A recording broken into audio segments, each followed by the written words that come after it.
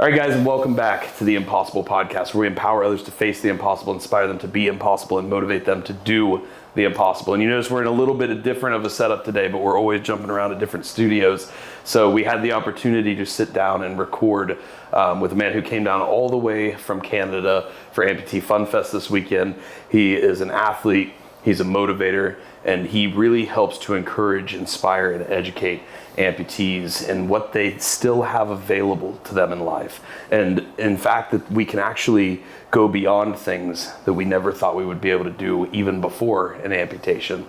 So we're excited to chat about him, learn from his journey, his story, and particularly dive in deeper to his message and what he has on social media and what he shares with amputees. So Jesse, my man, appreciate you being here. Yeah, it's a pleasure. Yeah, Thankful to be here, and appreciate you opening up your house and letting me crash here for a couple nights. It's been it's been great having you here. We really love doing this, just having this, like having people come down. I mean, we have people stay with us all the time, and it's been a good experience literally every single time. And let me tell you, it's one of those things that really restores your faith in humanity. You hear all these things on the news about how horrible everybody is and how horrible the government is and how horrible the financial situation is and everything. And it's like people, I think, are afraid to like go out and make new connections, meet new people, because they're afraid of how horrible everybody is. Yeah. But we've been fortunate to be able to invite countless people into our home for the podcast, for training at the gym, for whatever else. And some of the very deepest friendships and connections we've ever made are through that mechanism of just, having people in our home. We get some lifting in, share some good meals, hop on a podcast. And it's been a beautiful thing because literally every experience has been good. We've not had one bad experience, not even a mediocre experience. Every experience has been good. So it's just cool to be able to pull back that veil that the modern mega media companies are putting on everything, and just to have some good human connection. So that's been cool. Yeah.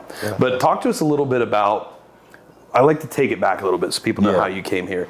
You were born and raised in Canada on Strawberry Farm, correct? Yeah, so I was born in Kitchener, Ontario. Okay. Which is about an hour west of Toronto. And but I grew up on a farm just outside of Waterloo region, just outside of Heidelberg, which is a very small town, which if you blink, you can miss it. But so grew up on a family farm. Part of what we did on the farm was we had a family strawberry business where during those summer months, it's a short season, typically mid-June to mid-late July. And so strawberries is kind of one of the things that we're most known for sure. Lots of people have come and either picked strawberries or purchased strawberries from us. So it's always a crazy time of year for sure. Yeah. Yes. And what's it like? I guess, what was your early childhood like? Like lots of farm work, things like that. You learn a lot of hard work, discipline, dedication through avenues like that.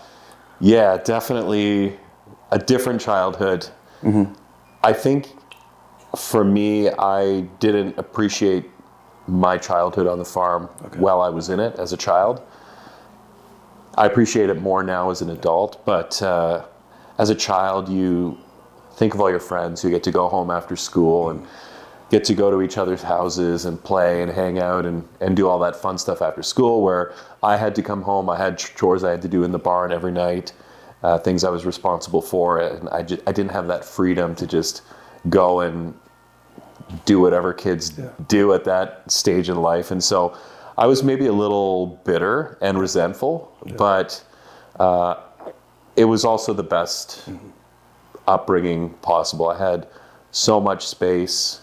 I learned the value of coming up with your own fun as opposed to just absorbing entertainment through media and that type of thing. So I was outside all the time in the summer doing crazy stuff, absolutely crazy stuff. Oh man, climbing trees in the bush, falling out of trees in the bush. You ever break any good bones? Do you know what? Until my accident, I never actually broke any bones. That being said, I was the instigator of multiple people breaking bones. Yeah, it happens. So I was fortunate enough during that season of my life not to have any injuries, but definitely was the nexus to some injuries of friends. They're still my friends, but just collateral damage. I'm sorry to those friends for being a bad influence. Yeah.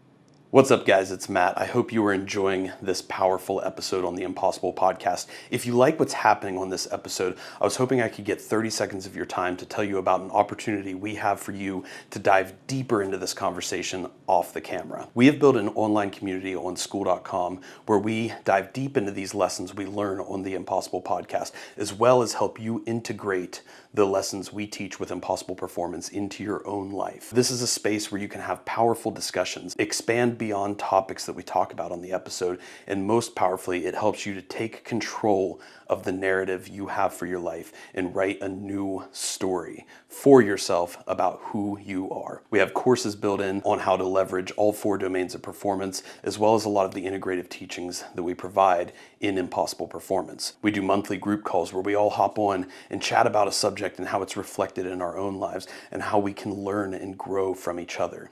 This is a powerful new space on the cutting edge of what it's going to be able to offer, but it stands apart from any other social media or online community because of its ability to generate and foster true, authentic human connection, which is what we're all about at Impossible Performance. So if you guys want to join us and dive deeper into these discussions, into what we do at Impossible Performance, and equip yourself to be able to face any impossible challenge or achieve any impossible goal in your own life, we hope to see you there. Use the link school.com/impossible or click the top link in the show notes. Thank you guys for being a part of what we do. Thank you for always being impossible. Now let's get back to the episode. No, it's funny. I was the same way. Like, I literally never broke a bone my entire life until it was many years after. A decade after I was an amputee even. And I was on a training run. We were training for a big marathon up in Columbus. I was on a training run and just like literally stepped on a stick and my whole ankle goes that way, on my real foot. Yeah. Thank goodness, thanks to all the powerlifting, tendons, ligaments, all strong enough, no big deal. But I snapped. You broke your ankle on your sound side? It wasn't my ankle, it was that metatarsal. So if you're looking at your hand, for those watching, it's like this bone, but on your foot. Okay. Which apparently is like the worst break you can have because there's so little blood flow there. Because I was like, that's got to be no big deal. There's no way that supports that much weight or anything. But I very quickly could not walk anymore. Like it felt that pain and it kept getting worse and worse and worse. We tried to go like downhill. We tried walking. It got very quickly to the point I couldn't walk. And apparently it's a bad break, not because of the structural support of it, but because there's like very little blood flow there. It takes a long time to heal. So it just, apparently it almost never heals. It's called like a Jones fracture. A lot of NFL guys get it, I guess. Is that why you walk real funny? I'm just kidding. Yeah, it has nothing to do with like the one leg actually. It's all because of that. But for those watching, he doesn't walk funny. That was a joke. Anyway. Yeah. Oh, you got me. I was like, you're like, wait, do I have a terrible limp? What? What's wrong with me? Oh, that's funny. But no, so it was the most ridiculous season of my life because here I am like crutching, but using my prosthetic as like my crutching foot. And I didn't do that too long. I got on a knee walker pretty quickly, but then I'm still pushing with the prosthetic. It was ridiculous. It was completely ridiculous. But yeah, eventually they told me it'd never heal, and all these surgeries and stuff. And eventually I just started they wanted me totally non-weight bearing for months and months and months. And eventually I just started walking again because I was just like, I can't keep doing this. So I started walking a little bit in the boot and stuff, and it didn't hurt. They're like, pain is going to be the main indicator if it's healed. Didn't hurt. Started running again. Didn't hurt. Okay. And a few months later, power lifted and squatted and deadlifted and everything. Didn't hurt. So it's been fine since. So thank goodness it recovered. But yeah, it's just funny how I think a lot of amputees I've talked to have like no injuries like most of your life, and then it's like they're saving it all up for the big one. That's brutal. That's one of my biggest. Like, I'm so paranoid of doing damage to my sound side because I can't even imagine having to articulate myself with my prosthetic, especially if you're non-weight bearing on your sound side. That's wild. Brutal. Yeah, no, and I never thought about it till it was like there, But it's the same thing when I damaged my nub and had to get surgery and was off it. It's definitely easier to get around on crutches on that. Yeah. But it's like you don't even realize, even as an amputee, you don't realize how good we have it just being able to function with a prosthetic until that goes away. And then you're on crutches and you can't carry anything. I went a whole 6 weeks I wasn't able to pick up my daughter and carry her. Yeah, and that was hard on me, dude. That was rough. real hard on me. Yeah, but that's it's rough. little things like that you just don't even think about until it happens. So it definitely shifts some of that perspective. And I think that's something we all have to focus on a little bit more is realizing, keeping that shift and that focus on like, what do we still have? What can we still do versus what have we lost? And I know that's a big piece of your content. And I've really enjoyed seeing that. What really originally got you inspired to start making some of this educational content for amputees? Oh man, that's a good question. I wish I should have, scripted an answer for you. No, it doesn't need to be big or elaborate. It's just, and sometimes it starts small. You just start doing stuff. So I guess one of my primary reasons is when I was early on into my amputation, even later in my accident, when in my head I went, I wonder if I'm going to end up getting amputated. I started, deep diving on YouTube and Instagram into the whole amputee world. And man, you can get lost pretty quick in there. There's a lot of information, but there's a ton of misinformation too. And it was a really confusing season for me. I didn't know what was reliable. I didn't know what I could trust. I didn't know, in one video you're seeing an amputee doing something wild, like doing a backflip or, doing something insane. And then you see another video where it's like a young person who you would perceive as being physically fit, struggling, doing a menial task. And it's like, oh man, what on earth? And so part of my thing was I just wanted to put out material that was relatable and realistic and the type of material that someone could watch and be like, okay, it's different. He's doing it different, and it probably sucks a little bit, but I could do that. And I've had a ton of amputees reach out to me watching my videos, which has been really cool because that's one of the things I have loved about social media is I didn't have anyone to talk to. I didn't know any amputees when I was going through that chaotic part of my journey. And it was nerve-wracking and stressful and a whole lot of other emotions. And so being able to be in a position where I'm now at a place where I've accepted my new body, I have learned to function with my new body, I understand my limitations, and I'm able now to be a resource to people who are maybe newer. I'm still new, but newer than me, and just encourage them and share my experience and not give some unrealistic expectations, but just dumb it down and make it easy to digest. And so really just a resource for new amputees to reach out to. Actually, I got a text today, not a friend of mine, but a friend of a friend of mine is currently in hospital and had some crazy traumatic accident and has had a lot of surgeries and may possibly be facing amputation. And I was just asked if I'd be willing to go into the hospital and speak with him and his family. And that's the type of thing where I love doing that because I wish so badly that I had that when I was at that stage, to have some peace of mind, to see someone, to see an amputee and be like, okay, my life isn't over if I lose my lower limb. I still will have a life. I can still function. I can still be a man and do what I need to do. And so being able to do that, and almost, it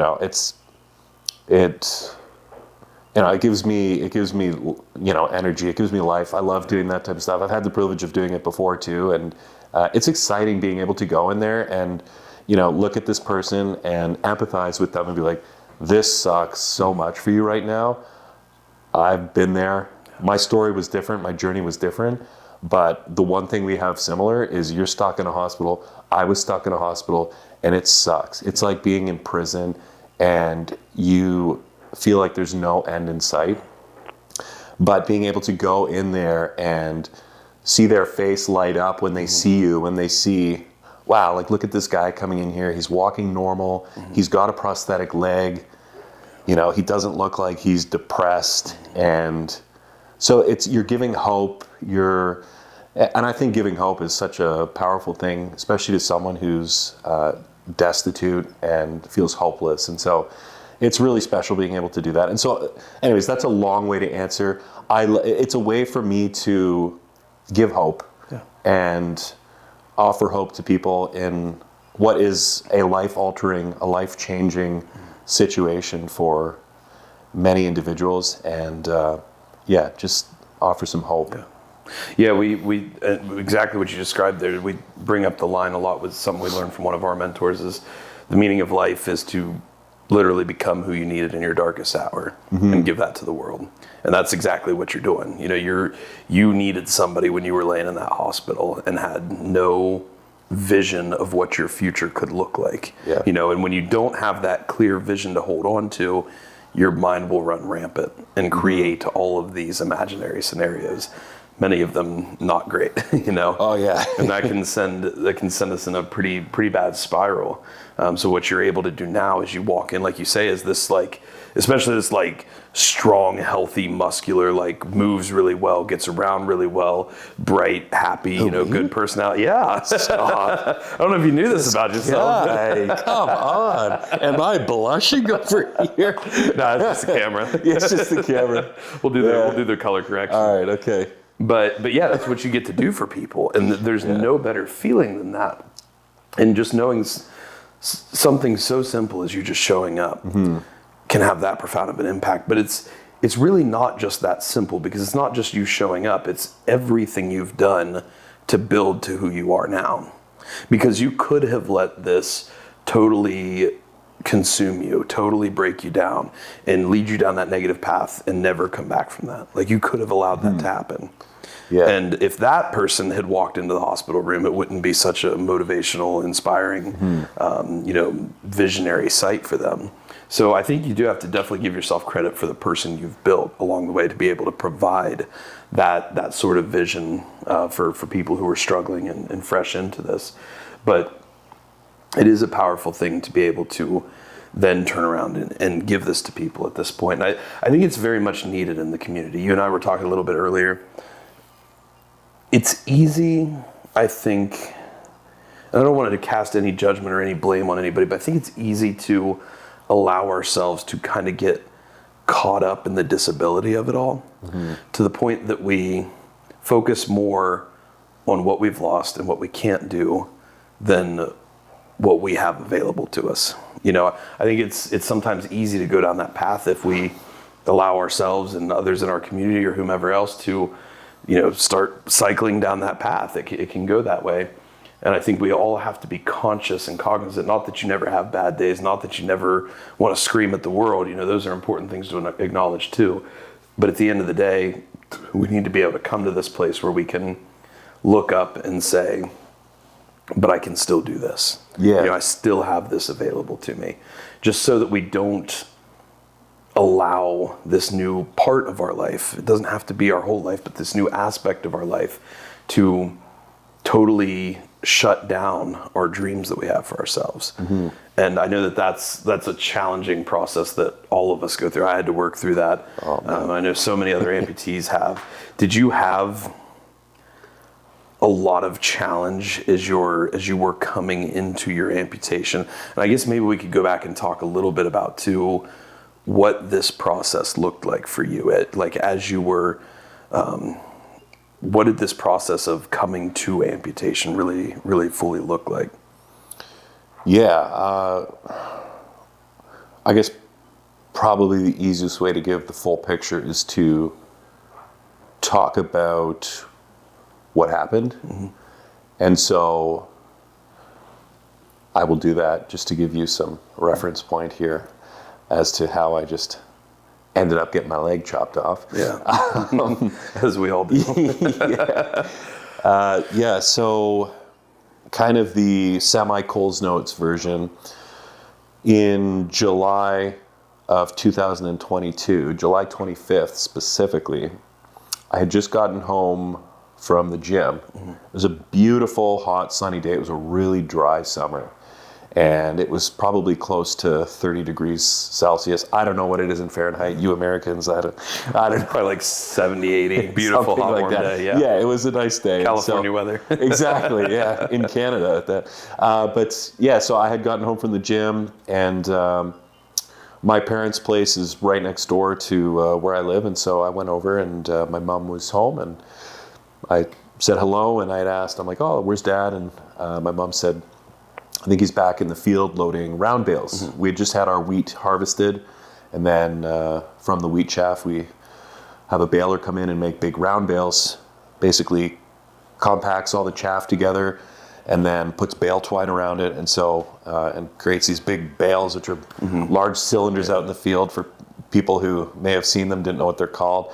They weigh, I don't know, anywhere from 500 to 700 pounds, depending on how tightly they're packed and the moisture level. That's some and those good weight types of right there. Yeah. Some solid weight. And so, anyways, so I thought, it's a nice day. I'm going to go check up on my dad in the field. So I grabbed the gator from the shed by the barn, and I go back our bush lane. Now our bush lane's about 1 kilometer long, so head back there, get to the field, and I'm looking around. I don't see my dad out there, and so I was like, oh, okay. Well, I'm back here now, so I was like, I might as well have a little fun. So, growing up on a farm, I'm going to preface this by saying, as a farm kid, anyone listening to this who grew up on a farm, you know what I'm saying. We just do crazy things. Yeah, a lot of people understand this, especially in this area. Yeah, you just do crazy things on the farm. Flip four-wheelers, flip DTVs. Yeah, you're not, you're not sitting in the house playing video games. You're not. I don't even know what normal kids do because I was not a normal kid. Yeah. Farm kids we're a different breed, right? And so my brothers and I, and cousins and friends would come over when we were younger. We'd hop up on the round bales and we'd push them. Yeah. Get it rolling, and you're running up on top of the round bale and, doing kind of a log run thing. Yeah, and it's just, it's a good time, How far right? can you go? Yeah, it's fun, right? So I thought I'm going to do that. Yeah. Well, I'm out in the field. And so that's what I did. I drove the gator out in the field. I hop off. And obviously I didn't have anyone there to propel the round bale for me. So I naturally roll it over to a hill. Yeah. And I hop up on it. And it starts going down the hill, gets going a little faster. I'm running away on top of the thing, minding my own business and just having a good time. And I make it to the bottom of the hill. And I think to myself, you could do better than that. that wasn't fast enough. Go faster, yeah. That wasn't fast enough. And so I run further into the field. I go grab another bale, and I roll it to the steepest part in this particular hill we have in one of our fields. And I hop up on the round bale, and I'm like, let's go. Let's get some speed here. Yeah. So I start going down, and, it was about 3 seconds into my journey that I was like, I need to get off this thing. I am out of control. Yeah. Something bad is going to happen, and I want no part in it. So I'm thinking, okay, so I'm facing up the hill as the bale's rolling down the hill, and I'm running on top of the thing. And so you're trying not to fall backward. I'm trying not to fall backwards because I don't want to get run over by this massive piece of straw. And so what I try to do is I try to jump off to the side and just fall to the ground and make sure I'm clear of the bale. No biggie. I lose my footing and I get flung down the hill.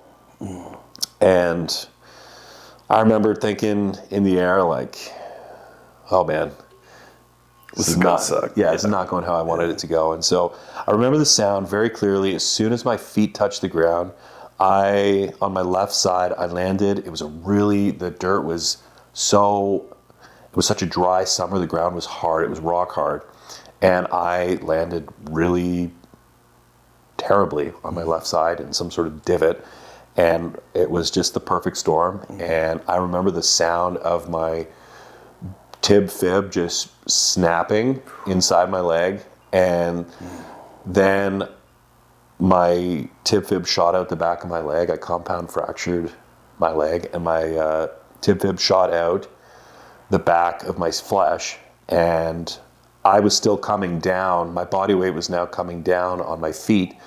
And so what happened was my body weight shifted to the lower side, and it javelined my tib fib into the ground like two spears, and my whole body weight continued to come down on that, and I degloved the flesh up to my knee as I was pushed into the ground.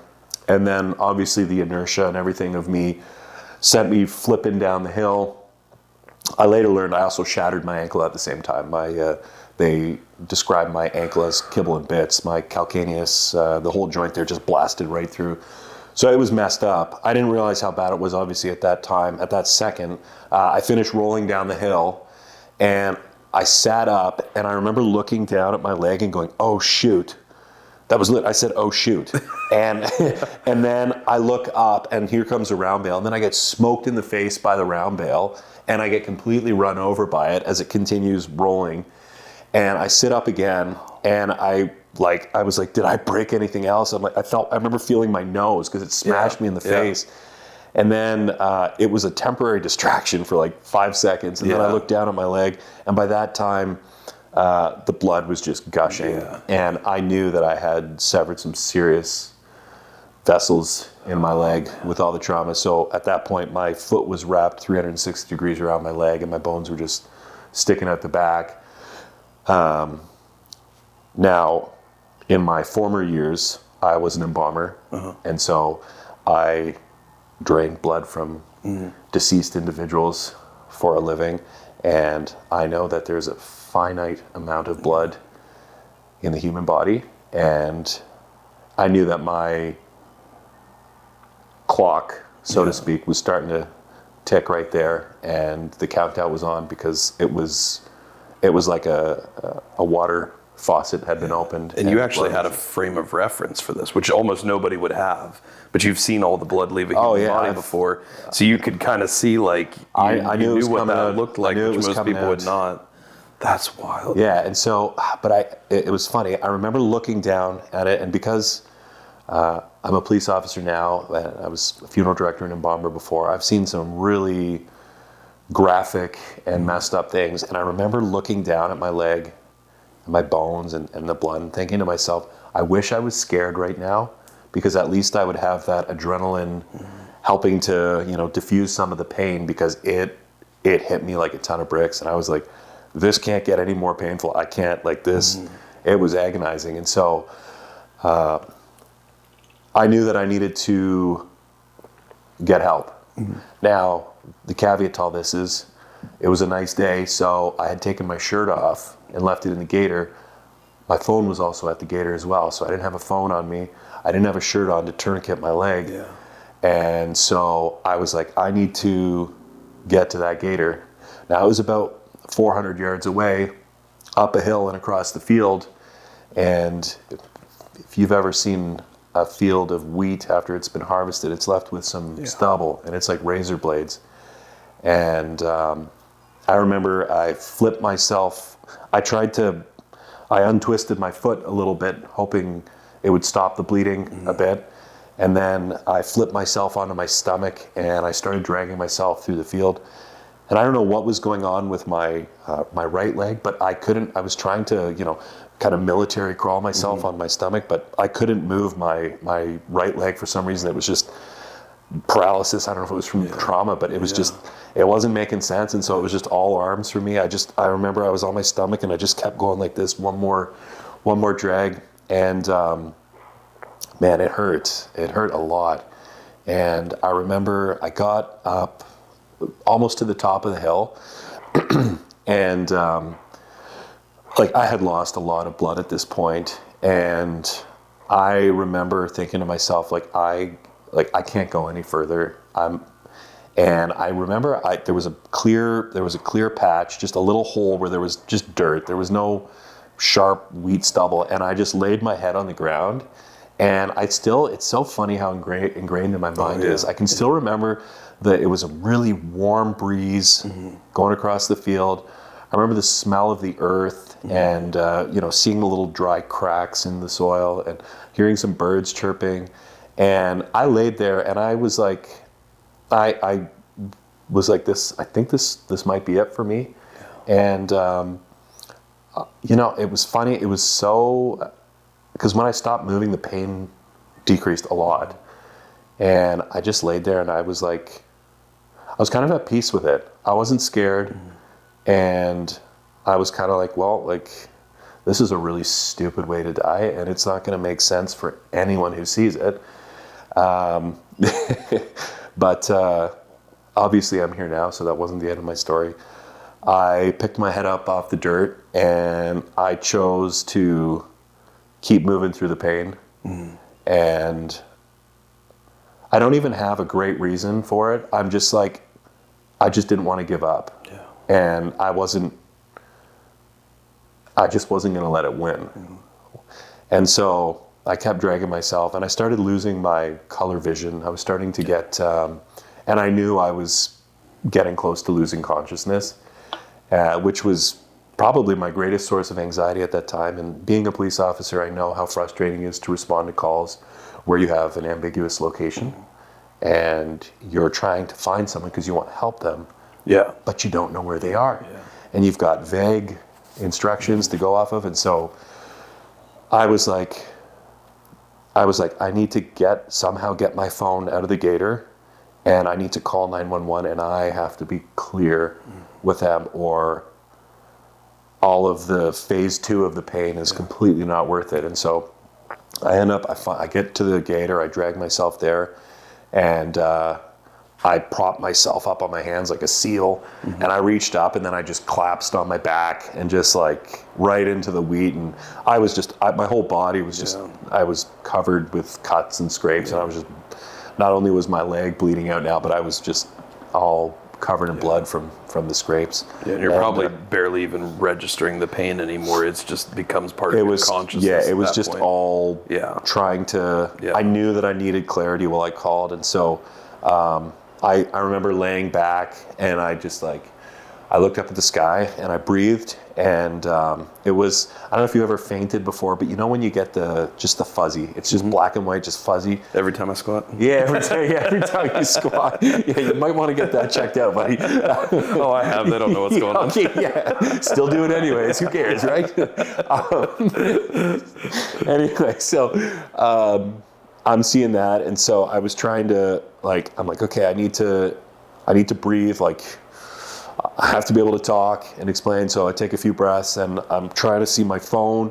I dial 911, and man, it felt like an eternity. I lost all concept of time with that. I finally get through to dispatch, and there was this weird shift where I almost, and actually I got to listen to the 911 recording of myself. Oh, wow. And I was like, wow, I sound really calm in that I was like, I gave myself a pat on the back. I'm like, good job. I almost sounded too calm. So it's kind of like, okay, it's not an emergency or anything like that. It was probably going back to your training. You knew that that was going to be the source of the best help possible, staying as calm 100%. As possible. And so I could see you having that trained default mechanism of just being totally calm, totally chilled out, despite how crazy intense the situation is. Oh, yeah. Because that would be deeply embedded in your subconscious to do that. Yeah, so fortunately I was able to give instructions, and obviously I was located. After I finished on the line with emergency services, I hung up, and then I had this thought. I'm like, what if they don't know where to go when they get here? And so then I called my mom, and I said, remember, I could only get a few words out. I said, Mom, an ambulance is coming. I'm back by the by the bush on the other side of the gator, and I went unconscious then, and I was out, and then I don't know how long went by. My phone was still in my hand. It started ringing, and I tried to answer it again, and I went out again, and then I think the response time, I want to say it was like something like 12 minutes. Okay. Which is pretty good for... Which isn't bad, for maybe being at least for area. ambulance. I can't remember the exact time. Don't hold me to that, but I think it was around there. But so I came to again, and paramedics they pulled on my foot, and they popped the bones back inside of me. And I remember I heard them talking. The two paramedics stepped off to the side, and they were concerned because I didn't have a pulse in my foot. And they're like, he's going to lose his foot if we don't, restore blood flow. And they were, at that point, they were talking about possibly even calling in Air Orange, which is our helicopter emergency services response. And so, but it didn't make any sense at that point. I guess where Air Orange was and where the hospital was, it wouldn't have made much of a difference. Yeah. So they loaded me up after popping my bones back inside of me. Had a slight pulse down there. Loaded me in the ambulance and raced me off to the trauma center, which was about an hour away, 45 minutes driving, nice and quick. It wasn't an advanced care unit, so I didn't have any medication in that ambulance yet. So we met up with another team about 15, 20 minutes into the drive, where they hopped in the back of the bus, and then they started shooting me up with some fentanyl. But you know what? I remember being like, man, I am disappointed. Like, I thought this fentanyl was supposed to be, strong stuff. Good stuff. I thought this is supposed to be the good stuff. I'm like, I'm still really feeling this. Well, to be fair, you were in a pretty, that's probably maximum amount of pain signal you could send through the body. And it's like, you get to certain points, and it's like, there is a threshold to pain. I think in the sense that you can only perceive it at such a high level before it moves to something beyond pain, and it's just total disorientation almost. It's I think weird. You're right about that. Yeah, it's a really weird feeling to describe, but it's like the opioids and stuff don't even really seem to work on that. No, I felt it. Yeah, I felt my mind was hazed over and everything like that, but still feel like I could feel everything else. But so they rushed me to Hamilton General Hospital, and I went obviously right through emergency, and I started getting blood transfusions right away, and I had 2 procedures done right off the hop, and they were trying to get some alignment in my bones. I woke up in the middle of both of them, which was, I couldn't move. I was paralyzed, and I'm like, I'm awake, stop, this hurts. Anyway, so all that to say, that was kind of that was how I got injured initially. And my mindset in the hospital at that point was, I still hadn't registered what I had just done, how bad it was. In my mind, I just broke my leg, and I was going to be back to work after 6 to 8 weeks, right? That I was like, I know tons of people have broken their leg. This is nothing. Yeah, it's just it's a minor setback. And it was that day. It was the first time I heard it that day, and I had heard it many times after that. The doctor came in, and he's like, this is really bad. He's like, this is one of the worst breaks I've seen. He's told me, he said, your ankle is kibble in bits. And I'm like, kibble in bits? What does that mean? He's like, it's pulverized, it's blown apart. And he's like, there were shards, it was bad. And he said, I said to him, I'm like, I'm a police officer, am I going to be able to work? Am I able to go back to work? And he said to me, I'd get used to the thought of sitting behind a desk if I were you. And I'm like, that was devastating to hear. But I didn't believe it. I was like, no, Well, that's the kind of stuff that drives me crazy in the medical world. And same thing happened to me too. You know, I got told, not after my amputation, but after my own near-death experience, they told me it'll be 6 months of inpatient rehab if you ever gain the neuromuscular control to walk again. And it's like, but they told me that before they'd even like given me a chance to try. Yeah. Just like in your case, they don't even know what your prognosis is yet. It sounds like they didn't even know for sure they were doing amputation yet. So it's like, why is he putting this limitation, this constraint on your life when we don't even know what the outcome is? I think it comes from this place of like, well, I just want them to be able to be prepared for what's coming. But all it does is put limitations on people. Like, why would we not instead, I mean, we want to be realistic about situations for sure. Yeah. But why can't we say, hey, this is really bad, this is tough, it could, you know, potentially impede your ability to move and walk, but with good PT, good physical training, good XYZ down the list, we can get you as much function as you'll possibly be able to achieve. Like, why couldn't we give a message like that? Those kind of things just absolutely drive me crazy. Like, we should never be placing limitations on people, especially when we don't even know the outcome yet. Yeah, no, it was, you're 100% And that had to be so, on top of everything else you're already going through, that had to be just one massive thing that just defeats your spirit even further. It did. It was definitely a hit to the spirit for sure. Like I said, I didn't accept it at that point yet, because I still thought I just broke my leg. I'm like, you know, put some screws in there, like, let's go. It's not a big deal. But it was. And so that started my hospital journey, which was a very dark time for me. There was a lot of dark time in the hospital, and even after the hospital. I slowly became aware of the severity of what I had done.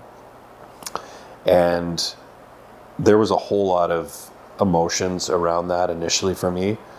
I felt so stupid. I'm like, here I am, an adult male, and I have done something so devastating to my own body of my own accord. I have no one to blame but myself. And so I was really angry at myself that I had done that. And I was frustrated, and I wished so badly that I could go back in time and not do it. And so it was frustrating, and it was embarrassing. And I remember, you know, telling my close friends, my family, don't tell people what happened. Like, I was embarrassed about it. And it was something that I struggled with, and that kind of started, I slid into some nasty depression, you know, a week or so into my stay at the hospital, because I knew I wasn't leaving there anytime soon. They made that abundantly clear to me, and I kept hearing, you know, you're certainly not going to be running, and you're going to have a hard enough time walking.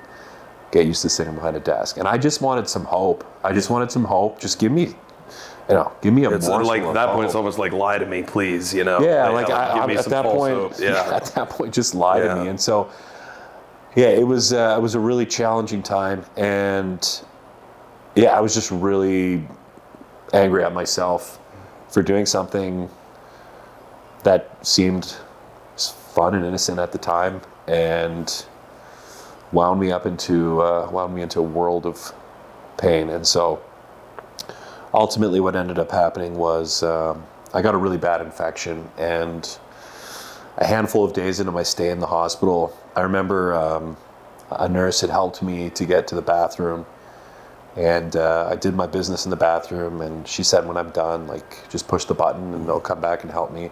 But I was like, I'm not going to do it myself. I don't want to have someone come help me finish in the bathroom. And so I got myself up, and I got my walker, and I made it to the bed, and I got into bed, and I just remember something hit me, and I don't know what it was, but I immediately wanted to die because it was awful. And so my heart rate immediately spiked over 200 beats per minute. And I just remember my head falling back, and like I just wanted to die. I wanted it all to stop. It was so uncomfortable. And so a bunch of nurses came running in, and they started, I think initially they thought I had a pulmonary embolism or something. And so I got quick rushed to the machine where they wanted to do a dye test on me, getting some imaging, seeing if there's a blockage. But it was the infection. It was so all the dirt and debris and everything from the field got inside of me. And How my could body you not was have just an infection after that? yeah, exactly. And so I was just my body was just shutting down. Like everything was freaking out. And so I spent that entire day. I was only semi-conscious. I was conscious enough to know that I was in a lot of pain, a weird pain, nothing I've felt before, and then I just wanted it all to end. Was it just that, like, I guess and it's hard to describe. The best way I could describe my own personal experience with stuff like that was just this, like, immense discomfort. Yeah, but not in like a way of like, it's not sharp. Oh, it's not like this, I just need to reposition this pillow or something. It's like this immense body-wide, just, it feels almost like this unnatural discomfort. And you get this like haze, it's like the opposite of tunnel vision, this almost like hazy wide vision, and you just almost like disconnect from everything. And you're just like, I know that you felt what I felt because that's perfect. And like, for me, it felt to me like I had gone 80% of the way to death, and then I just had 20% to go. And I just wanted to go that 20% because it was so uncomfortable, and it felt so close that I just wanted to finish that last 20% because you just feel like you lose the energy to even like you're no longer an active participant in what they're doing. It's like you I had no totally control, unplug and you're just like, I'm just going to lay here and let you do whatever you need to do. 100%. Yeah. It's a freaky feeling. Yeah, it is terrible. It's like that will just kind of leaves you. There's zero will. Yeah. There's absolute zero will. And so, so then I had switched over into like higher intensity ward where I was under 24-hour watch. They had me on a ton of antibiotics, and that was kind of the point for me where things just started going downhill. And it went from okay, I just broke my leg to okay, I just broke my leg and it's a bad break to okay, I broke my leg, it's a bad break.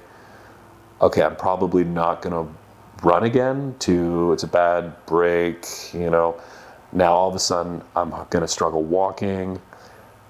Now we don't know what my recovery is looking like, and now I'm having surgery. So I ended up spending, July 25th was when I got into the hospital after my accident, and I spent the rest of July, August, September. I came home for 2 weeks. I still had a bunch of surgeries and everything like that. Basically, I spent the better part of August, September, October, November in hospital. I had 10 or just over 10 surgeries where they were trying to salvage my limb, and the infection was so bad they just couldn't. They kept having to open me up, do irrigation, debridement, remove my hardware, replace it. I had an X-Fix device on for a while. My bone, the infection got into my bone, and so they had to cut out segments of my bone. It was just rotting, and replace it with antibiotic spacers, concrete spacers. And the skin on my leg was starting to liquefy and decompose. And I remember, my cousin came in the one time, and I have a picture of it. He was wearing a mask, and he put I had some deodorant in there. He actually put deodorant on the mask and then put the mask cover on. up the smell. Because he's like, dude, you stink. And I'm like, I don't know. I just got used to it. Yeah. And then, basically got to a point. I'd been in the hospital for a couple months, and went home and I got another severe infection. I was readmitted, and they're like, okay, we're at a point here now where we got two options. Either we amputate you, or we do this, crazy big surgery to try to restore or salvage your limb. And, at that point I hear amputation and it's like, what? what, like, how did we just jump to amputation? Like, what? No way. There's no way I can function the way I want to function in life or do my job with 1.5 legs. Like, no way. Like, we're doing this surgery. No questions asked. And I'll tell you, if I knew what I knew about amputation, like I know now, I would have had my leg chopped off the day I got into the hospital, and I would be in a much better situation. But I didn't have that information. And so I chose to elect to go for the surgery, which it was about a 17.5-hour surgery where they removed my entire left lat. So I got a scar all the way down my back. They moved the entire lat. Now the lat's a pretty big muscle, as you know, in your back. It's for pulling and posture and protection of your ribs. Like, it's a pretty vital muscle. Obviously, you can live without it. I'm living proof. But what they did was they did a flap graft with my lat, and they cut all the soft tissue off the lower part of my leg. And then they took my lat, used it as a flap graft, and they wrapped it around my leg like a pig in the blanket. And then they took a big skin graft from my thigh, and then they tacked that on top of the muscle. And I'd have blood transfusions after that surgery, because I'd lost a lot of blood after that. But I remember coming to in absolute agony. And I remember the first time I saw my leg after that surgery, I was mortified. And it looked like something, I looked like Frankenstein.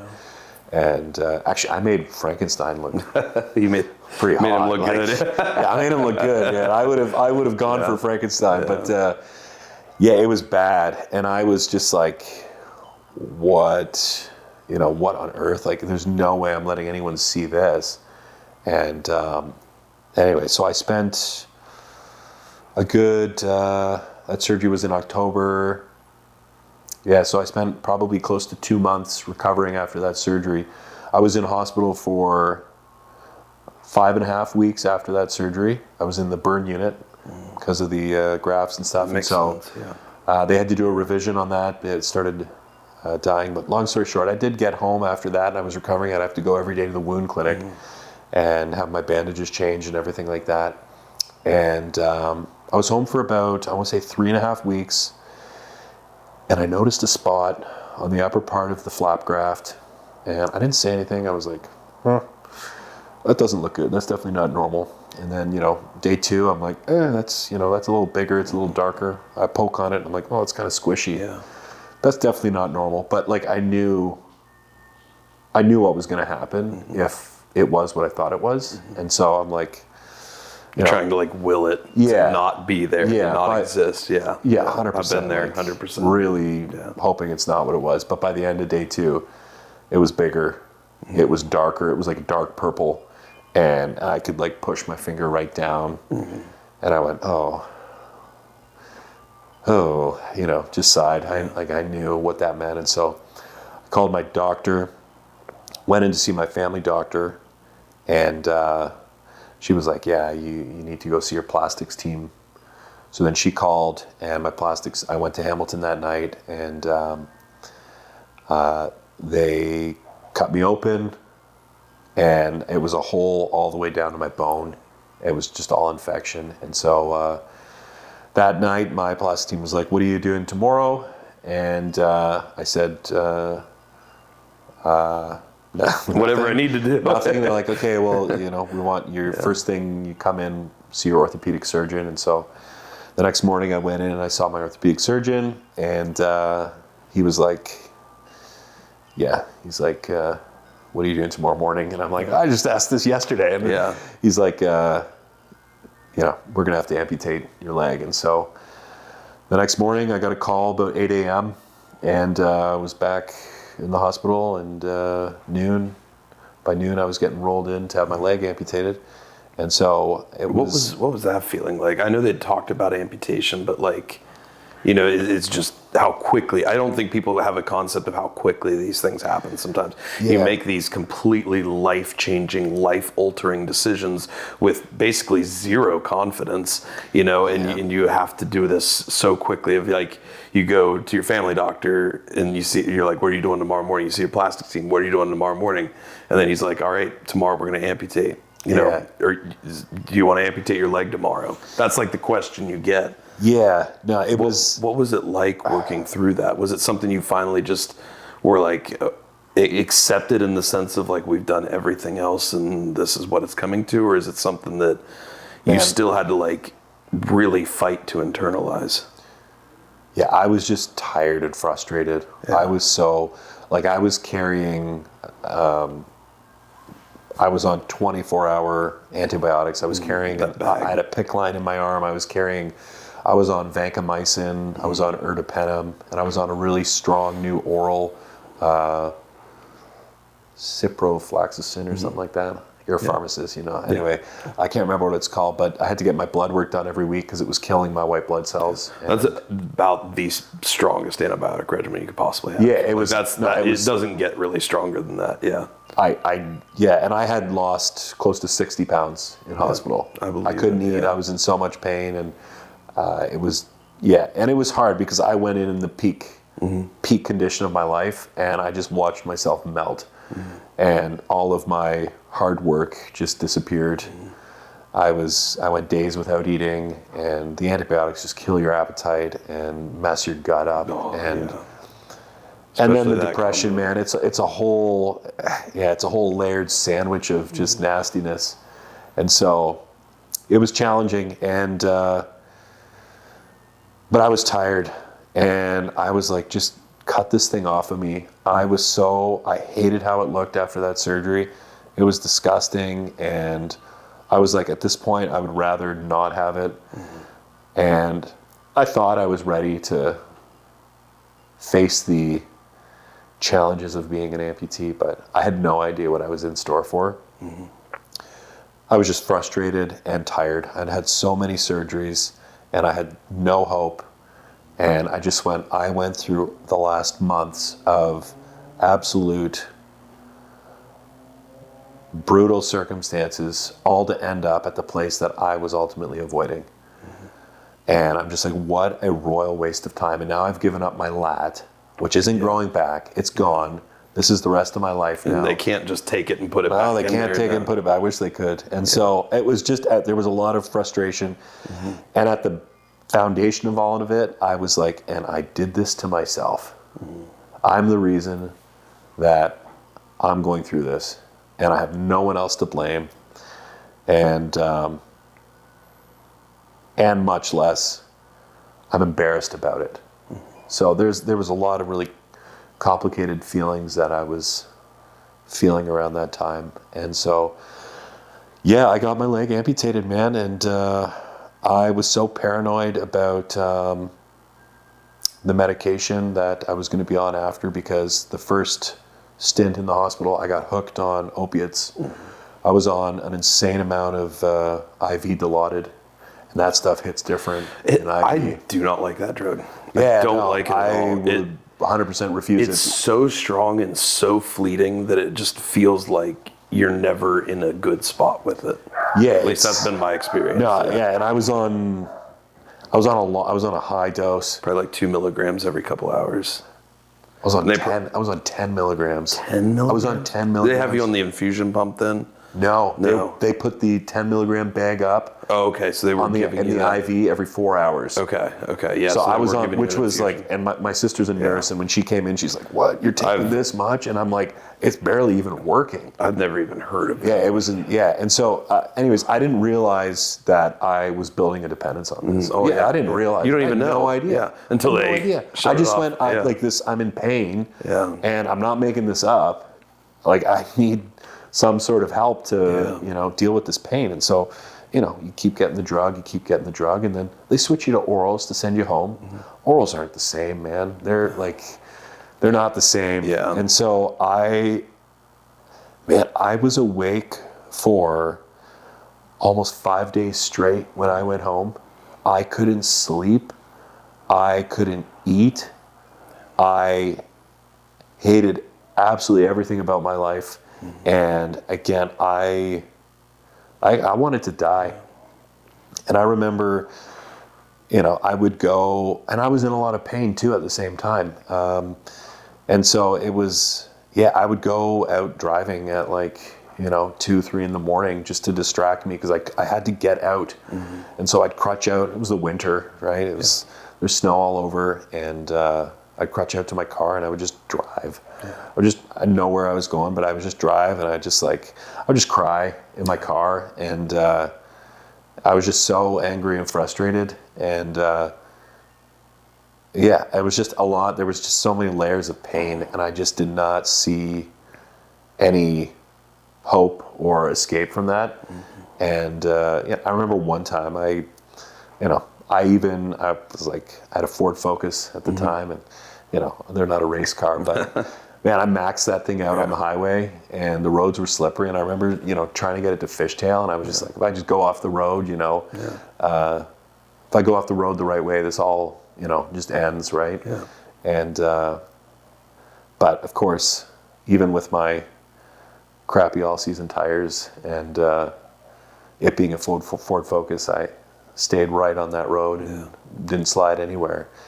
And so, there was some really dark times. And so, I wish that I could sit here and say, man, I was so brave through all of this, and I just was so optimistic, and I just had this trajectory of success, and I didn't have any setbacks, and it wasn't hard, and it was all just graceful process. But it was hard, man. I cried a lot by myself. I shed so many tears by myself. I had a lot of anger and resentment toward myself, and it was really challenging. And those didn't go away when I had my amputation.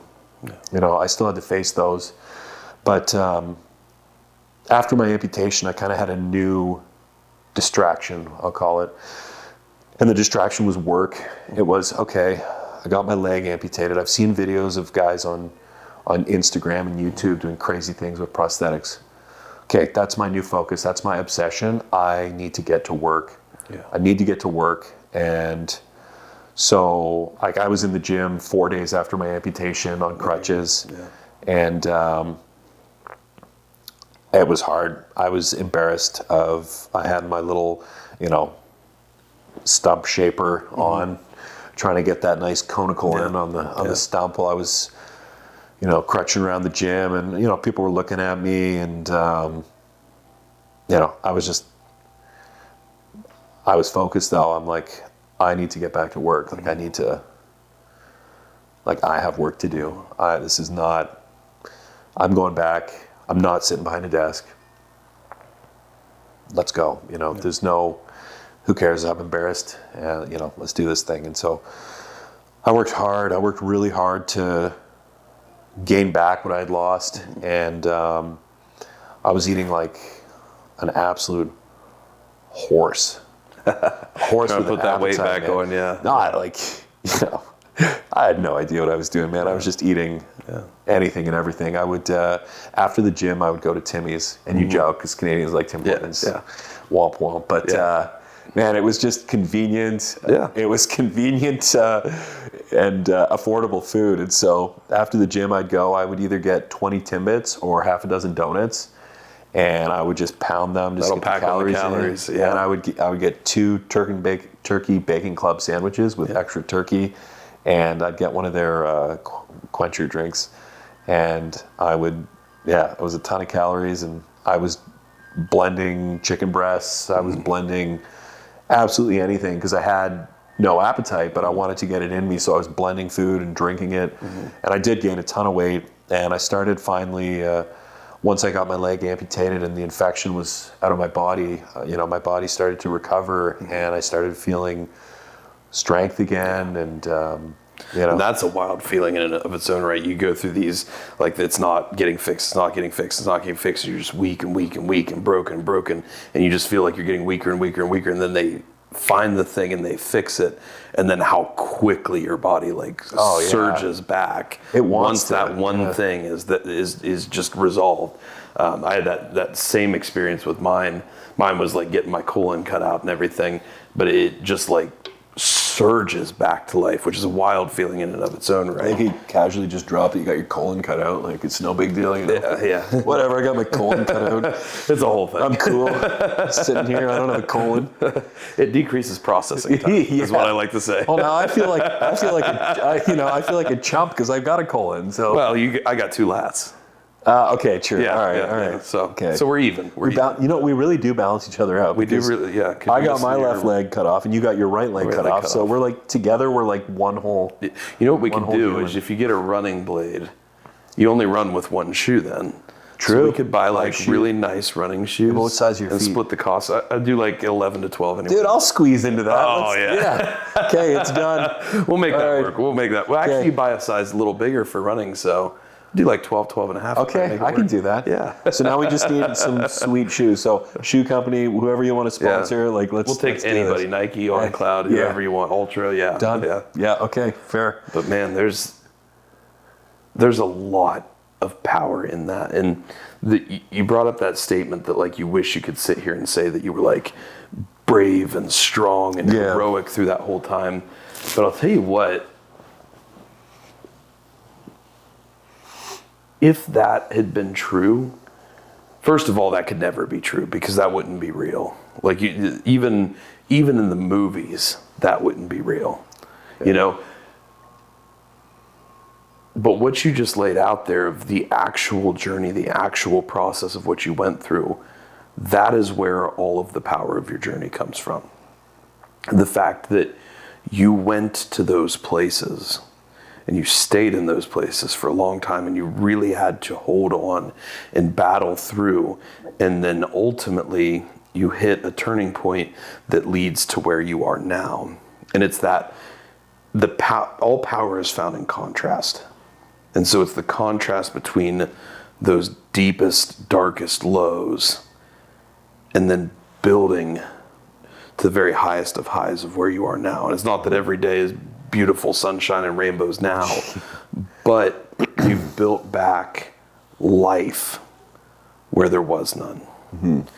And when I hear your story, which first of all, thank you for sharing with us, because that is one of the most profound stories like we've ever heard, and we've heard some unbelievable things on this platform, and that ranks at one of the highest because and we'll dive into this a little bit because I know there's people who struggle with this, and I want to talk about it, the aspect of like blaming yourself for it and realizing that it's something that you at first, at least at that time, you were looking at it as like, man, I should have never done that. You know, I want to dive into that later, but all that aside, that's not even what I hear and focus on in the story. When I hear your story, the parts that I latch onto are you crawling 400 yards through a field to get back to your phone. It's the parts of you in those experiences where you're just totally disconnected, unplugged, ready to die, ready to just let whatever happen, and yet you still keep moving forward, basically with the same capacity that you were crawling through that field. And there is just an indomitable will, not even just to live, but to not give up, found in that. And I think that the vast majority of us would not have just innately been able to hold on that strongly. And the fact that you fostered that and found that within yourself, even if you don't know where it comes from, even if you feel like it was from somewhere totally outside of you, it was within you. And it is what gave you the strength to pull through that. And it's the only reason that you're still here today. Because I hear that story and I can't even understand how you lived through that, given what happened with that kind of traumatic injury. Part of me didn't live. Yeah.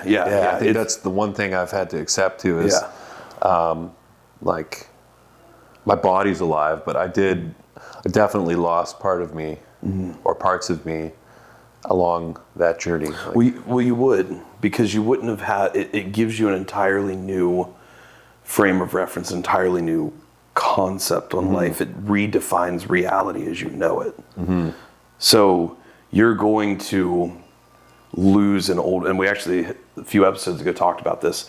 It wasn't like you sacrificed an old version of yourself to gain a new one, but you did lose a version of yourself and were left with bare ground and had to make a choice of who am I going to build here? Yeah. And that's something you did and you chose, and you've got to give yourself the credit for that, because it would have been so easy to just let it all slip away. It would have been so easy to just let that last 20% go. And yet, even if you don't feel like it was coming from you, it absolutely did. Even if it was subconscious effort, it was some mixture of effort coming from you, conscious, subconscious, whatever it is, that wanted to hang on, wanted to live, and wanted to build something back. And so I think you've got to give yourself the credit for that. But along with that, in all of that story, it is a direct testament of where we can all get to as far as the darkest, lowest of lows. But then that journey is there. It's possible. Like, it is attainable. It is what we would call impossible. Like, you literally had to build an impossible version of yourself, someone who could not or should not otherwise have existed without that challenge. You had to build that man, bring him forth, and allow him to enter the scene. And the turning point where I hear that happen is when you had the amputation, and then you like latch on to this new life purpose of, I've got to get back to work. I cannot be dysfunctional. Yeah. And some people would look at that and say, oh, that's not healthy, man. But it's like, what's healthy? Laying in a chair and letting yourself deteriorate and die? It's like, yeah, it may not be balanced, but I don't think I got a whole thing on balance. I don't think balance is the answer in life. Yeah. I think purpose-driven is the answer in life. Yeah, no, I agree. And I would 100% identify that it was not totally healthy, but at that time it's what I needed. Yeah. And it was the catalyst to my comeback. And at least I thought my comeback. And so I did work really hard, and I did get back to work full duties 7 months after my amputation. 7 months? Yeah, 7 months after my amputation. When did you get your prosthetic? Like 3 months? Yeah, the end of February, beginning. I didn't get to bring it home until March. So March, April, May, June. So I had it for 4 months at home because I started back at work in July. And so, yeah, it was, I spent every waking moment either working out or practicing walking. And my goal was, I was like, when I first got my prosthetic, I wore pants all the time. I wore track pants. I was so embarrassed of my prosthetic. I was so embarrassed that I got my leg amputated, and I just felt like a spectacle, and I did it to myself. And I was like, if only I can hide this. If I can hide this, and if I can walk natural, if I wear pants, no one will notice. And so my goal at that point was like, I don't want to look disabled, because at work, I don't want, if I'm dealing with a bad guy, I don't want him to think I'm weak, and I don't want him to, hone in on me and take advantage of my weakness. And so I was like, I need to have like a strong, confident walk. And so at the gym, I practiced in the mirrors. I'd record myself. I'd practice. I'd play it in slow motion. I'd watch my gait, my cadence. And I worked really hard at trying to develop a very natural walk. And then eventually I started jogging, doing the beep test, because the beep test is what I had to pass to get back. No, what's that? It's basically 20 meters running back and forth, and it sequentially gets us faster, and there's different levels, and so there's a level you have to reach to be eligible to be on patrol, and so which is level 7. So I said I need to get at least level 7, which I did, and I religiously ran that beep test. I did it. And I did progressive overload. I would do reps of it. I started. I'm gonna do 3 reps to level 2, and I'm gassed after that. And then 2 days later, okay, now I'm gonna do 2 reps to level 3, and I slowly built up, and I kept working on it, and I got to level 7, over level 7, and back and forth, 20 meters. And so it's not like going for a run. It's very much, the hard part is it's stop and go. And so you have to rebuild that momentum. And as you know, as an amputee, building momentum is the hard part. Once you get up there, it's easier to maintain. But slowing down with a prosthetic and speeding up, that's what direction changes. It takes the skill, it takes the technique. It's difficult. It takes your energy. And so I had to build that stamina, and but I finally got there, and so I was eager. I got back to work, and the funny thing is, funny story about my first shift back to work.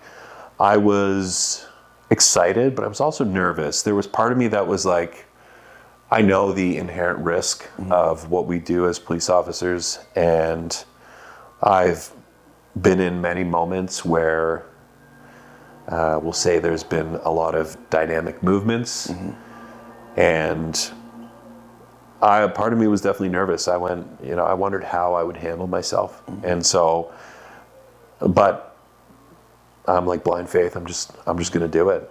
And so my first shift back, I got partnered up with one of my close buddies who I got hired with, and we're sitting in the cruiser at the start of shift, and he looks over at me and he says, so, like, what do you want to do? The call screen looked pretty good at that point. Our zone was clear. There were no calls pending in our zone. So I said to him, I'm like, why don't we take a look at the warrant list? Let's see who's wanted in our zone, and let's go warrant hunting. Let's see if we can find some guys wanted on warrants. And so we pull the list up. We're looking at some pictures, pulling some pictures of some guys up, and like, okay. So we look through for a bit, and then we're like, all right, let's hit the road. We'll go grab a bean before we start the shift. And so pull out of the division, turn right, heading down the road. Probably 35 seconds in to my first shift, a guy checks his right shoulder and looks back at us, and we both are like, that's the guy we're just looking at on a warrant list. Are you serious? Yeah, and so he looks at us again, and then he starts taking off, running.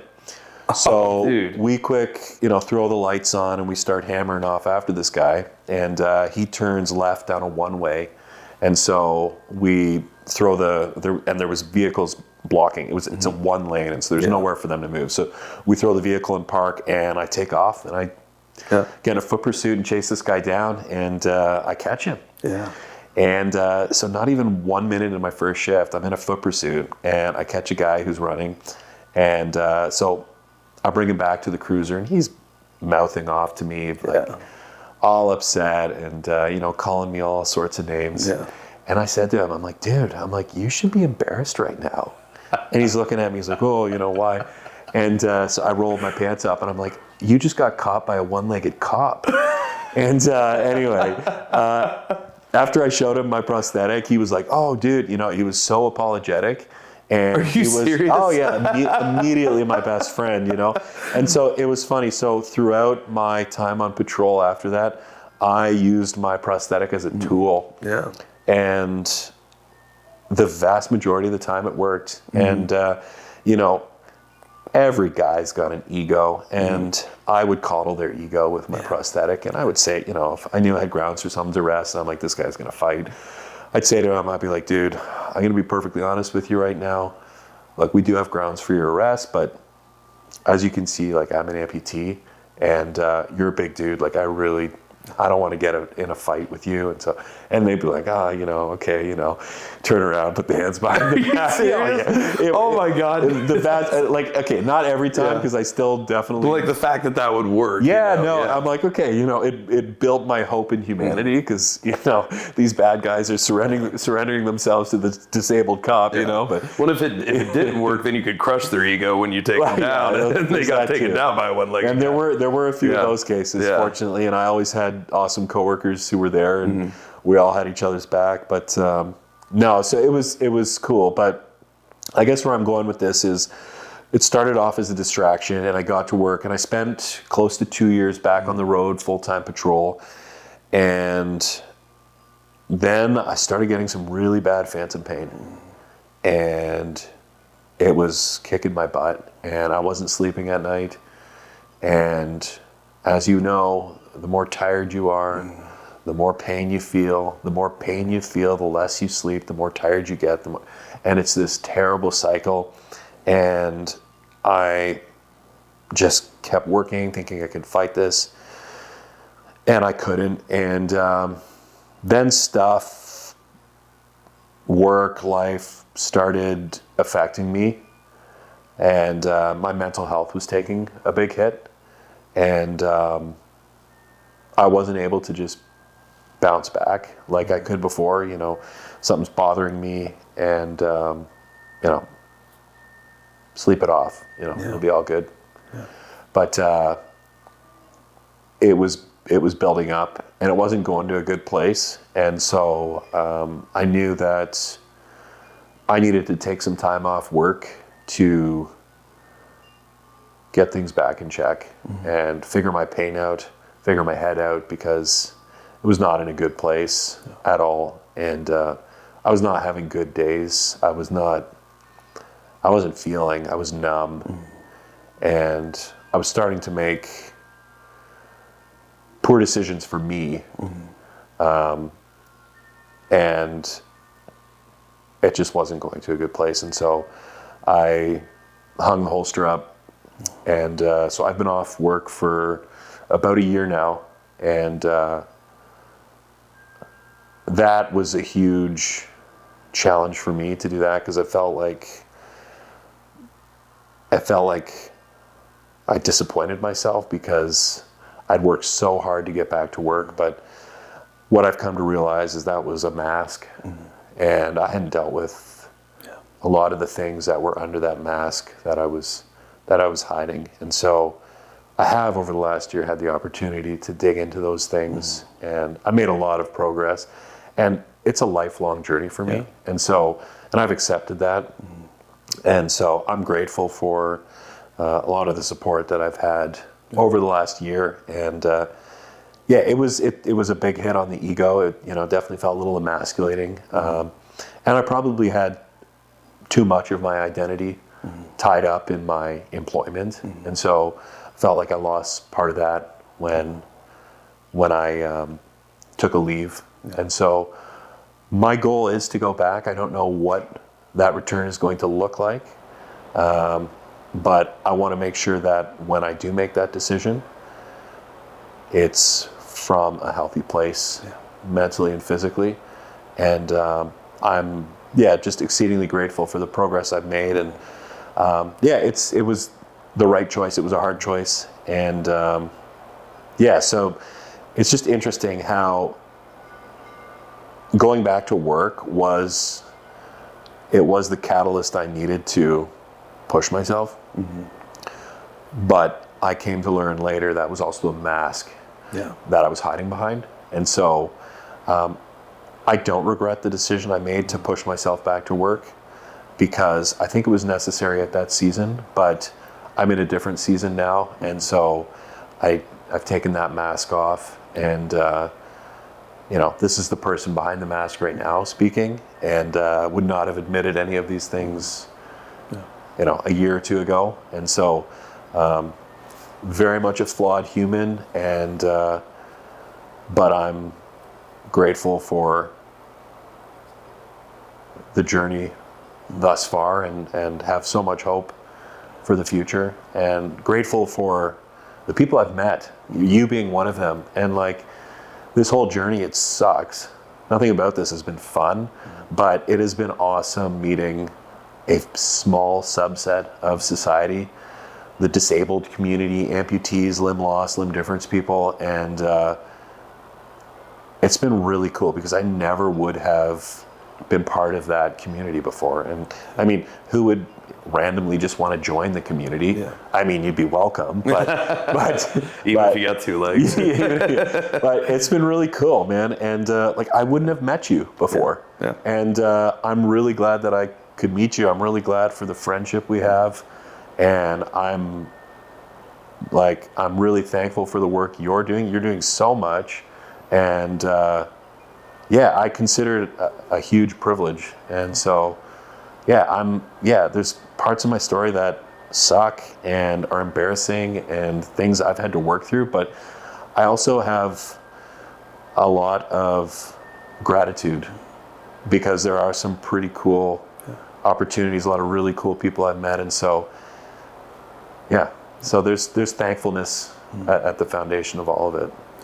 Well, dude, you're actively living one of the most powerful story arcs that an individual can possibly go through. And I think we all go through this kind of arc to a degree with whatever challenge it is we face in life. Obviously, yours has been quite an intense, profound, severe challenge, and I don't like to ever dive into the weeds of like ranking which was harder because it's all like hard is all relative. We all only experience challenge based on the relative reception of the worst thing we've ever been through. For somebody in high school that may be a breakup, but and so it's like, do not underestimate a high school breakup, man. Now I say that, but I didn't have a girlfriend in high school. Ain't nobody want this in high school, man. Oh shoot, that's funny. But yeah, you are in a very critical phase right now, which is really cool to see. And I think you're absolutely right. We talked about a lot about these seasons of life, and this is something I really latch on to because there's going to be things you do in life for periods of time that are just not going to be what people would call healthy, but it's like, what is healthy? We've got to define that term first. And at the bare minimum, healthy is not being unhealthy. That's like the bare minimum to entry. And so, it's like, you needed that. I fully believe that. And that's what I needed when I was going through those darkest points in my life is you have to have a purpose. Yeah. And you can't just go from ready to slip away and die to having this big, inspirational, motivational, Tony Robbins-esque purpose in life. You can't just go from one immediately next day to the other. I don't think that has ever happened in the history of humanity. Would there at least be a way to get his voice, though? That would be cool. Dude, if we could do that. If I could talk like Tony Robbins. Like his chin, man. Oh, dude, his chin. It's like ridiculous. This podcast would go viral if I was sitting here just, enough help from AI, maybe we could okay. I knew I should have put some makeup on before this. But here's the thing is like, you created and latched onto a purpose that maybe was not going to be the healthiest end goal for the rest of your life, but that's okay. It's what you needed right then. And it was a hell of a lot healthier than what you were in the previous phase that you were battling through in life. Yeah. It gave you a reason to get up out of bed in the morning, to go train, to get healthy, to fight for something. Mm-hmm. It gave you a reason to live again. Yeah. And pretty much anything that gives you a reason to live again when you don't have a reason to live is a good move. For me, that was my powerlifting. That's what got me. And I, in college and stuff, when I first started pulling out of alcoholism, getting onto a better path, I mean, dude, it was like 3 or 4 hour training sessions every single day, doing ridiculous stuff. And it wasn't even about building strength. Mm-hmm. It was just finally I had something that I could put all of that pent up emotion and rage and everything that I'd held on to for so long. I could put it into that and I could let it out and I could feel it. And people, we would, it's like, oh, that's not healthy. You're going to break yourself down. You're going to get yourself injured. First of all, I never got injured in college. I don't know how looking back, but never got injured in college from the powerlifting. But again, it was like, for me, it was like, that's what I needed because the alcoholism I was going through was far worse. It was actively destroying my body. At least the powerlifting, even though it wasn't a healthy, balanced approach, it was healing me. Yeah. And so I think we need those healing phases in life, and we have to give ourselves permission to go through those. And that's exactly what you did. You got back to work, and you and I would imagine that it's crazy how that story goes. First 30 seconds, that guy on the warrant pops up, you beat him in a foot race. That had to be an incredibly validating moment. Like immediately, day one, you're like, okay, I got this. I can do this. And I get a lot from that arc of going through the job and then you're realizing, okay, this was a season. I needed this to rebuild my own confidence, my own validation in who I am, the fact that I can come back from where I was. I can rebuild strength. I can rebuild function. I can do all of these things. But then you were able to get to a place where you're like, okay, but this is not healthy for the rest of my life. You got there, and even though it had to be an unbelievably difficult decision to make, you're able to make the right move to say, okay, if I'm going to serve whoever it is I'm looking to serve, the world, I need to be in the best position possible myself. And that's our first rule of strategic leadership is you have to lead yourself first. If we aren't in the best physical position or the best position physically, mentally, spiritually, and emotionally, we can't give the very best of ourselves to those we're serving. So it's like, in this weird roundabout kind of selfish way, you have to put yourself first so that you can give the most to others.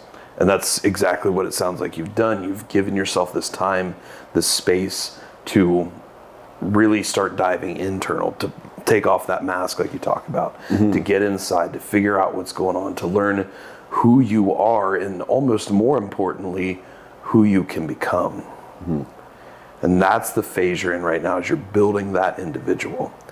And I can't imagine what it had to be to go, or what it was like to have to go through that, battling that blaming of yourself for everything you went through, and that guilt and that fear that comes with that. But I do know that the remedy to that in like long term will be building yourself into somebody who actually has empathy and forgiveness for that person. Yeah. Because I could never blame myself for having cancer, obviously. But I went through that same arc in my alcoholism. How could I be so selfish and so thankless to have been given a second chance in life when I never should have been given one? And then I abuse my body in such a manner as the alcoholism that I battled for years after. So that's where the embarrassment and the fear. It took me a long time to even acknowledge that, or before I even spoke about it on the podcast here. And yet, through talking about it, through acknowledging it, and through continual building of who I've been able to become, that's been the healing part of it. And I think it'll be the same thing for you. Because you get to a place where you realize that just like the season of fighting to get your job back, that was a different season you had to go through. And it sucked. And it was a bare, bleak winter that you would never wish on yourself or anybody else and would never want to go through again. But in that way, it's still part of building who you are to become now. And you'll hit, if you haven't already hit this point, you'll be able to hit this point where you look back on both the man who climbed up on that hay bale is like, I can go faster, I can go harder. You'll look back at him. You'll look back at the man in the hospital who was like, I cannot lose my leg, we've got to do this surgery. You'll look back on the man who was ready to give up on life. And you'll be able to feel this deep empathy for them. And almost to a degree, a sense of respect, not for the choices they made, but what they endured. And when you get to that phase in this journey, it's going to be the most healing part for you. And then you'll fully be able to embrace the power of this story and then give it to everyone who needs to hear it. Because there are people watching this right now who are in that phase of actively blaming themselves still. Yeah. And this is going to be that direct reflection, that direct vision of how you can move beyond that and get to a place of healing. And that's power right there, man. Yeah, that's cool. Man, I look forward to reaching that point. I think this is kind of like feels like a good step one for me, because this is the first time that I've really shared my story in full detail and talked about my feelings. But those aren't real. Yeah, and so it's kind of my way of being like, hey guys, I'm the guy who got my leg cut off by running on a round bale as it rolled down a hill. And because I was being negligent and fell off a round bale, I broke my leg, got really bad infection, and ended up having my leg amputated. And that's me. And that's okay. I was just having fun. And like, that's one of the ways I came to forgive myself. And I go, okay, what was I trying to hurt myself? No. Was I doing something that was definitely potentially dangerous? Yeah, totally. But also, I was just out there living my best life, enjoying a summer day, having fun. And I'm not going to stop doing that. Just because I got my leg cut up. Sure, I might not run up on a round bale, but I'm still going to have fun and live my life. You still came out with this and squatted 400 pounds. I did. When you'd never worked on that kind of setup before. Man. And so it's like, I don't know, sometimes bad things happen when you're just living your life. Yeah. And you just, there's things you can do to mitigate risk. And probably there were some decisions I could have made to avoid all of this, but it happened. Yeah. And I am not living in hindsight. Yeah. And like you said, I'm moving forward, and I'm newer in my journey than you are, and I appreciate your wisdom and your ability to see the full picture in a more, we'll say, macro lens. I'm still a little more micro, a little more zoomed in, and I look forward to reaching the point of having the full picture. But hey, at the end of it, it's like a season, you know. This is part of it, and I can only see the macro because I've been, and not so long ago, honestly, I've been right where you are now, and this is the coolest part right here. Yeah, it's exciting. It feels good making breakthroughs with yourself, but I'm like, for me, if I can help some people along the way, it helps me too, and so I think all of this is worthwhile to me. And I've said from day one, like going through my amputation and everything like that, it's devastating, it sucks, but if I can use this as a tool to like encourage, give some people hope, then like, man, it's worth it. Yeah. I'm not saying I'd do it again, but I wouldn't change anything right now. I'm happy if I can utilize this to help other people, to give other people hope, because hope in a state of hopelessness is the greatest gift. Yeah. It is the most profound healing cure to the very most challenging ailments of life, and they go so much deeper than what the physical can do. So I think this is a really good spot to really wrap up this journey, or at least this discussion on your journey, but it's not the end, because there's still so much that lays ahead of you. And I'm so excited sitting here because I know what this next phase you're stepping into looks like, and you are going to do unbelievable things with it. But there's one more thing I wanted to offer you, just because when I hear your story, there's one thing that really stands out to me, and I just wonder if this is a piece that may give you some consideration going forward. You talk about is obviously the fear and embarrassment of being able to share your story, because you view it as like, hey, I was this guy that climbed up on a round bale, I was running down it, and I got my leg, crushed and ultimately amputated because of it. But here's when I hear you talk about that, what I think of the most is, I think it's because you were a person who had so much what we would call unruly faith in your own potential to be able to climb up on a round bale and be like, yeah, I can take this and I can go harder and I can go steeper. Because you were a person who had that built into your psyche, into your subconscious, into the spirit of who you are, it's because of that you were able to crawl 400. You also had that same unruly belief in your own potential that you could crawl 400 yards through a freshly cut field as you were bleeding out to get to your phone to call for help. So it's like, if you hadn't been the person who had that spirit to climb up on top of that bale in the first place, you never would have been the person. You never would have been able to pull that within yourself to be the person to crawl across that field, to do something unbelievably impossible and still be here today. We did it. You did it, man. We did it, yeah. So, man, I really appreciate you have given us the honor of sharing your story on this platform. And it's not an easy thing to do, especially the first few times you do it. But again, as I said, I think it's one of the most healing phases of all this. So I appreciate you trusting with us and sharing this on our platform. And I know that there's so many people watching right now that this is just deeply impacting. I've actually got names running through my head of like, I know this person's going to watch it. I know this person's going to watch it. And this is going to mean so much to them.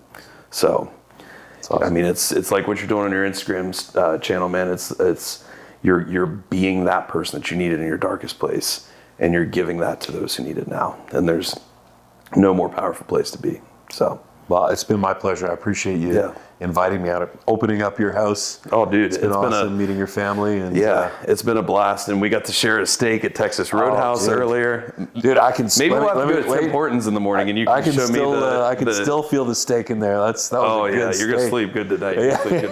Maybe you can take me to Tim Hortons in the morning. We'll have a coffee or something. I like Deal. it. Thanks so much. Hey, appreciate it, man. Yeah. Guys, you know the rule. The only thing we ever ask for you is, if you got something out of today's episode, please share it with as many people as you know, because that is, at the end of the day, how we accomplish everything we are striving for with Impossible Performance. And if you guys want to follow Jesse and learn more about his story, we're going to have all of his social links below. But if they want to follow you on Instagram, what's your Instagram handle? So my Instagram handle is Jesse_David, JESSE_David. Perfect. And you guys can scroll down, you'll find that down there.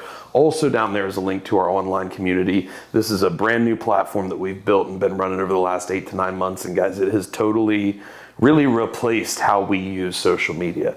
It's a collaborative environment of people all pursuing their own level of impossible in their own lives, striving for their highest potential. We have great courses in there. We've got great community in there. There's no bots, no ads, none of the crappy things that we see on traditional social media today. It's just a collaborative space where we can all grow, learn, and build together. So check out that link, check out our community, and you also get some podcast exclusives on there as well. Private Q&As, early access to episodes, as well as a lot of the behind the scenes work that goes into producing this show. So thank you guys for everything you do. Thank you for checking out this episode. Jesse, thanks for being here, man. This has been an honor truly to have you on here. As always, guys, share this episode with as many people as you know, because that's how we accomplish what we're doing at Impossible Performance. Because at Impossible Performance, we are striving to build a global culture of strength, fostering a spirit of growth in constant pursuit of the impossible. Thank you guys for listening, and as always, be impossible. Thank you, sir. Peace. Appreciate you.